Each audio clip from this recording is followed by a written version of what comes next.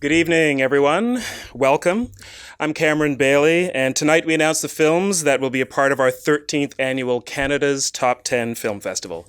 Thanks to all of you for coming. Canada. It's big, it's wild, it's cold. It's Australia for grown-ups. Our films reflect that. Canada can boast some of the most original, inventive filmmakers in the world.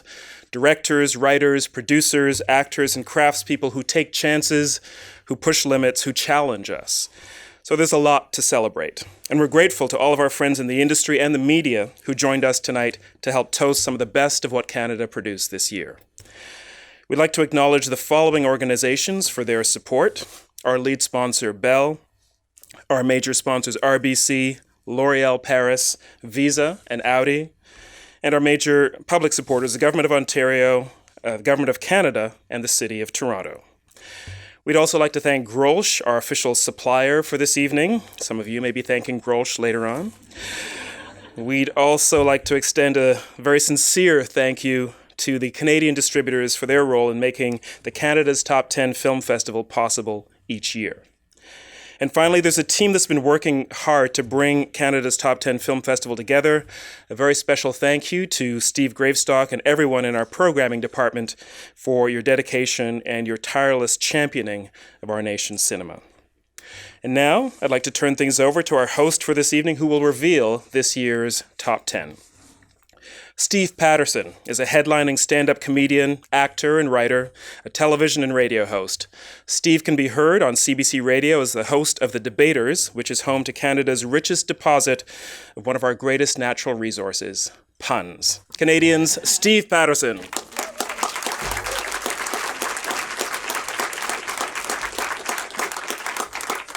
Thank you, Cameron.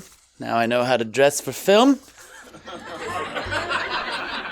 Drink it all in, everybody. It is a real pleasure for me to be here tonight. As a 15-year veteran of Canadian comedy, I know what it's like to not be recognized. And it is a pleasure to be up here tonight to help some great Canadian filmmakers get more recognition that is greatly deserved. I think that filmmakers are great. I think that Canada is great. So I just think this event is great.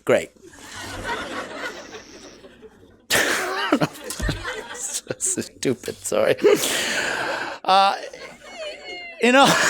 even wrote that myself.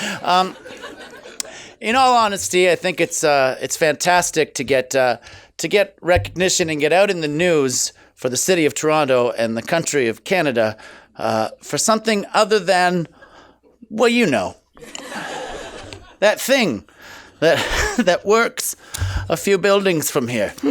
It'll be nice. Hey, I don't even know what powers he has left other than gobbling up chicken wings and media attention. So tonight we give all the media attention to people who far more richly deserve it, who are talented, who are creative, who have an IQ greater than a watermelon. Without further ado, oh, by the way, a lot of French filmmakers represented here, and that's fantastic. It's a personal challenge I would like to put out to the English filmmakers to try to get in this list, because then I would say your names properly. Not a lot of filmmakers named Steve, I'll tell you that. All right. Here are Canada's top 10 short films of the year, listed alphabetically. Johnny Ma's A Grand Canal. A Greek tragedy is told through a Chinese pop song. You know, that old nugget. Monia Chokri's Quelqu'un Extraordinaire, an extraordinary person, a 30-year-old scholar's quest for authenticity at a bachelorette party leads to confrontation. In Quebec, that's just called Tuesday. Fraser Munden and Neil Rathbone's The Chaperone 3D tells the true story of a teacher who fought off a motorcycle gang while chaperoning a school dance in 1970s Montreal. Do you see how Montreal's different? We're seeing a pattern develop here. Claire Blanchett's The End of Pinky. 3 fallen angels seek companionship and humanity in the shadows of the red light district. I will see that one. Nikolai Levesque's In Guns We Trust travels to the town of Kennesaw, Georgia, where by law, the head of each household must own at least one working firearm. There are not a lot of Jehovah's Witnesses in Kennesaw, Georgia. Door-to-door joke, nothing there? Okay. Walter Woodman and Patrick Cederberg's Noah follows its protagonist as his relationship takes a rapid turn for the worse entirely through a teenager's computer screen. Stéphane Mouchazel's Nous Avions. A young aviation enthusiast watches planes land at the Montreal airport with his family, all the while dreaming of taking a flight to Paris. That's the one I would have captured on camera. Fantavious Fritzes. I don't mean to play favorites. That is my new favorite name. Fantavious Fritzes. Paradise Falls. Two adventurous youths explore a haunted mansion and fall in love with its ghost deep in the heart of suburbia. Chris Landreth's subconscious password uses a common social gaffe, forgetting someone's name as the starting point for a mind-bending romp through the unconscious. And finally, Kevin Funk's Yellowhead. Lonely days in his pickup truck and sleepless nights in unfamiliar beds have taken their toll on a middle-aged site safety inspector. If you replace the words pickup truck with rental car and site safety inspector with stand-up comedian, that is my life. Ladies and gentlemen, there you have it, your top 10 short films of 2013. Congratulations to all of these fine filmmakers. Here with us tonight are Claire Blanchette, Walter Woodman, Patrick Cederberg, and Fantavious Fritz. Yes, I will meet you, Fantavious. And also producers Mariana Margaret Agnotti and Benjamin Gilgan.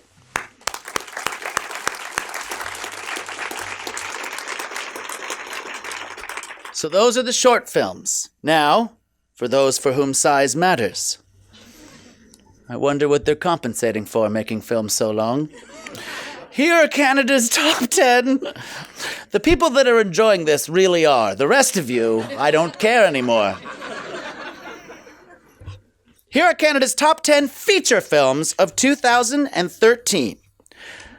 Seth Scriver and Shane Amons spent 7 years turning their adventures hitchhiking along the Trans-Canada Highway into the hilarious, utterly original Asphalt Watches. And here with us tonight are Seth Scriver and Shane Amon.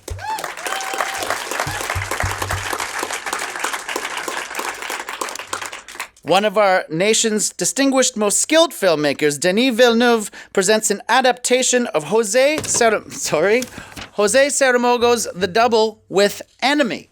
This provocative psychosexual thriller stars Melanie Laurent, Sarah Gadon, and Isabella Rossellini.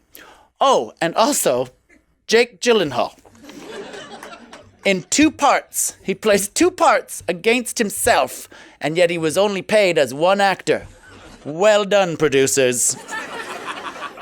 Here with us tonight are producer Neve Fishman, associate producer Kevin Crixt, and editor Matthew Hannum.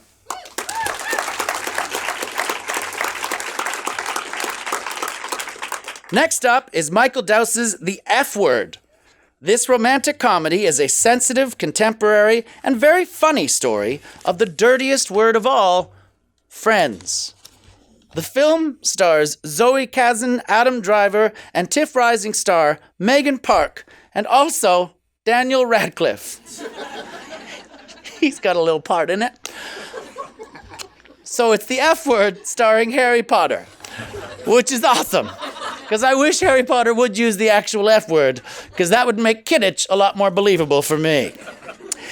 Here with us tonight, Tommy Amber Puri and screenwriter Alain Musty. Mustai. Sorry, Alain Mustai. I don't think he should die at all. Alain Mustai is here with us. He must live! Next up, Louise Archambault's Gabrielle is a tender drama about a developmentally challenged young woman's quest for independence and sexual freedom. Jeff Barnaby's surreal thriller Rhymes for Young Ghouls, is set against Yeah, you could have been clapping for all of them, is set against the backdrop of the residential school's tragedy. This is an important film. Here with us tonight are Jeff Barnaby, producers John Christou, Justine White, Aisling Chin-Yi, and actors Brandon Oakes and Glenn Gould. Glenn Gould. Not that one. A more vibrant Glenn Gould. In that he's live in here. Chloe Robichaud's debut feature, Sarah Préfère la course, Sarah Prefers to Run, is a subtle and stylish comedy drama about the consequences of literally chasing down one's desires. Here with us tonight is producer Fanny Laure Malo.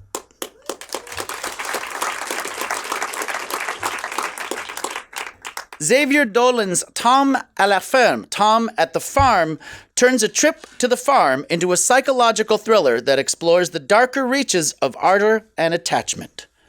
That's a pretty fun trip to the farm.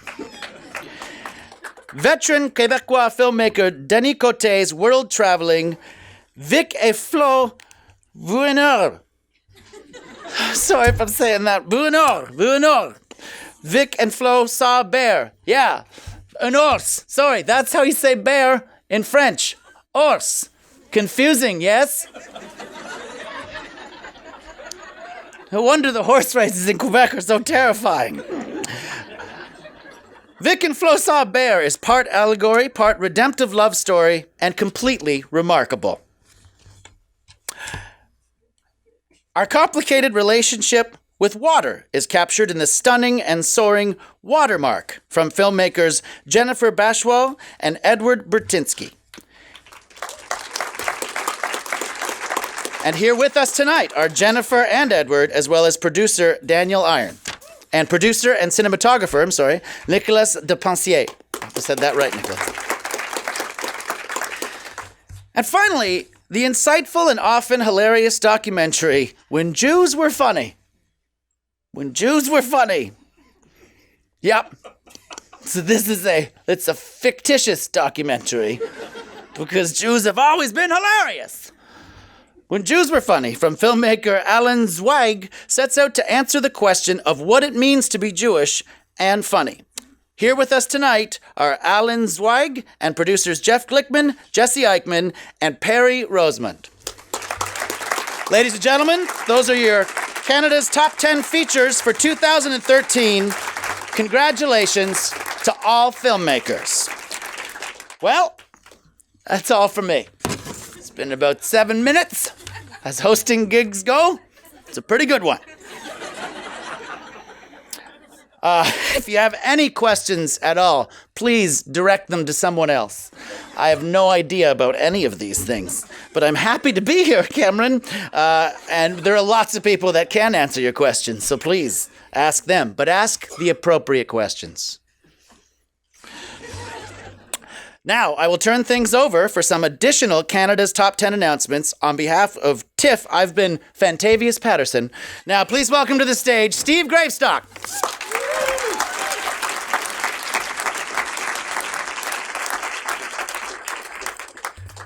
Thanks, Steve. That was great. It's a great lineup. It's really diverse, really varied. Probably the most diverse and varied lineup I've ever seen. I've been working on Top 10 since it started, and it's an amazing lineup. You can catch all of the films at TIFF Bell Lightbox when the Canada's Top 10 Film Festival kicks off on January 3rd. Many of these filmmakers will be making appearances to introduce films and participate in audience Q&As. These shorts and features were selected as the best in the nation by 2 independent panels of filmmakers, journalists, and industry professionals. The features panel was composed of Daniel Coburn, Liz Zack, Simon Ennis, Martin Cates, Anita Lee, Jason Ryle, and Allison Zimmer. Big thanks to them.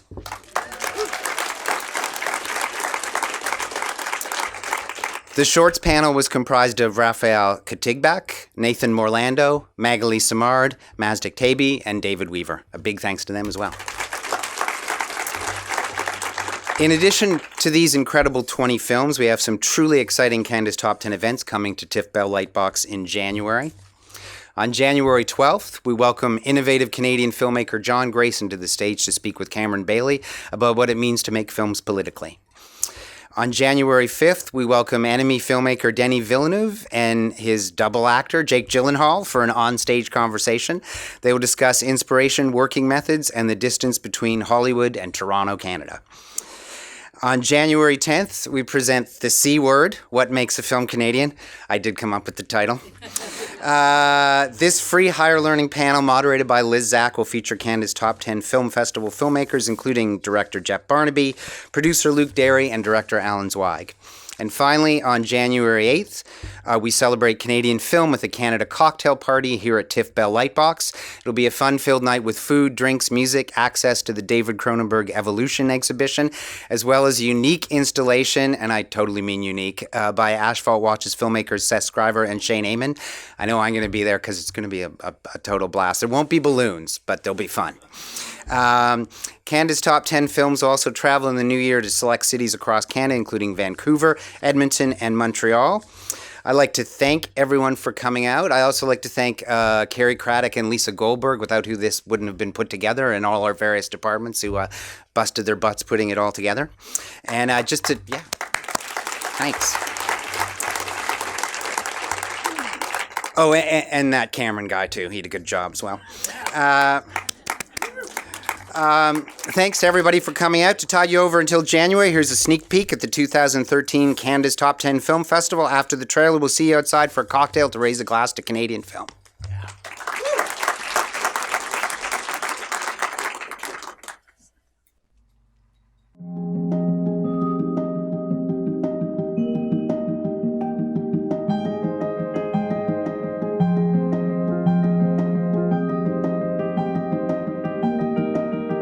I mean, anything without you can't be the best time of my life, so I don't know.